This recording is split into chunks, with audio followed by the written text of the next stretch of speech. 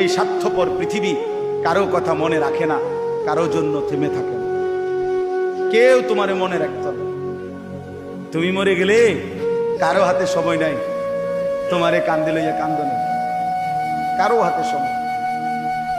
এ বাফেরে দুপুরবেলা জানাজা দিছে, আসরের পরে বাফের জানাজা হইছে, কত কান্দা কানছে জিফুতে। এশার নামাজের পরে পাশের ঘরের থেকে ভাত তরকারি আনছে, এর ওই পেট ভরে ভাত খায়। এরা দেখলাম দুপুরে কান্দে অন ভাত খায়, আরো গোস্ত লয়, আরো পারমিল মুরগা লয়, তেলাপিয়া মাছ লয়, ডাইল লয়। বাহ, কি আপনারা দেখলাম বিকালে কি কান্দাটা কানলেন, বুঝেন? অর্থাৎ বুঝাইতে চায় ওনার জন্য তো আমি না খাইয়ে মরে গেলে হইতো না, ঠিক আছে কাঁদছি তো কাঁদি। অর্থাৎ দুনিয়া থেমে থাকে না, কারো জন্যই কি থাকে না, থেমে থাকে।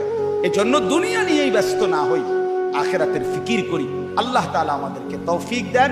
আজকের এই মজলিস, আজকের এই মজমা আল্লাহ কবুল করে নেন।